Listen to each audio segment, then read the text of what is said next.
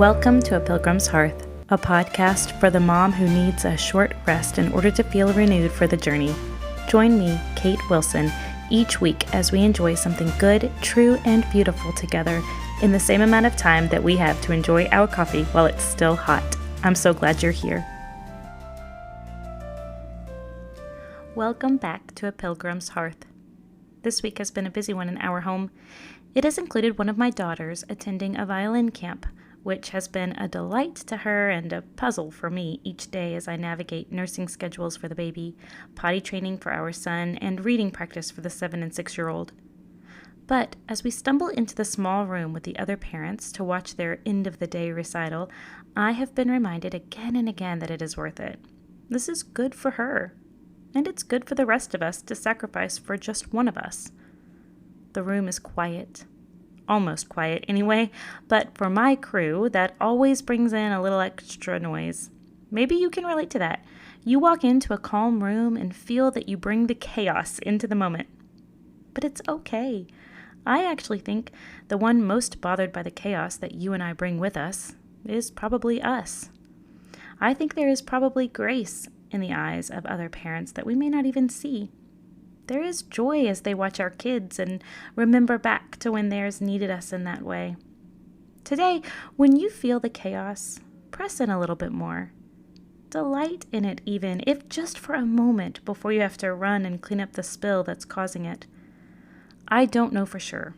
I certainly cannot fully understand how, but I do think people are right when they tell us that we will miss it someday. So today, with me, let's pause for an extra beat and just sit with it.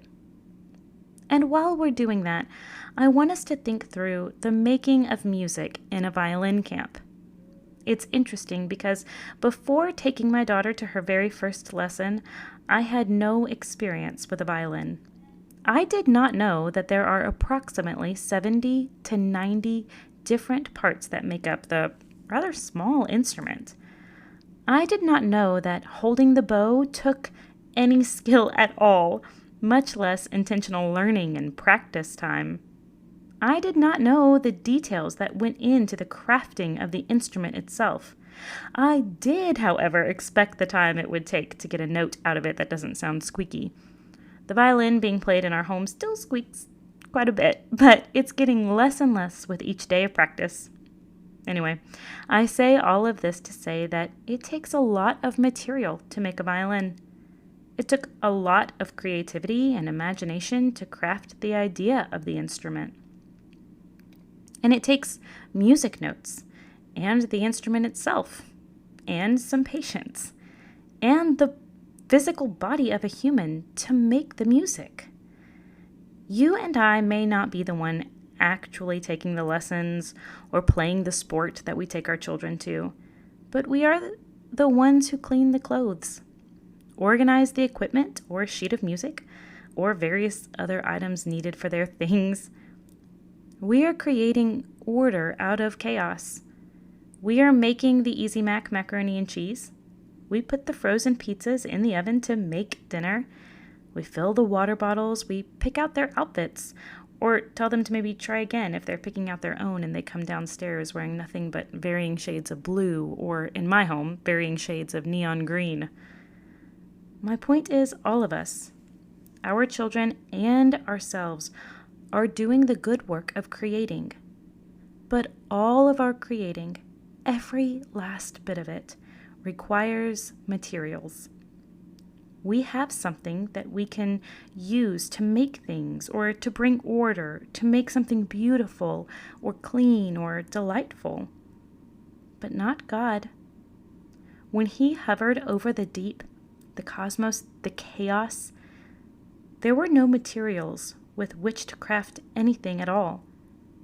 He existed outside of any created thing, and all He needed was His words, His voice that carried out over all of that chaotic nothingness and so created. He did not need gas to make the stars. He did not need water to make the oceans, or rock to make the lands.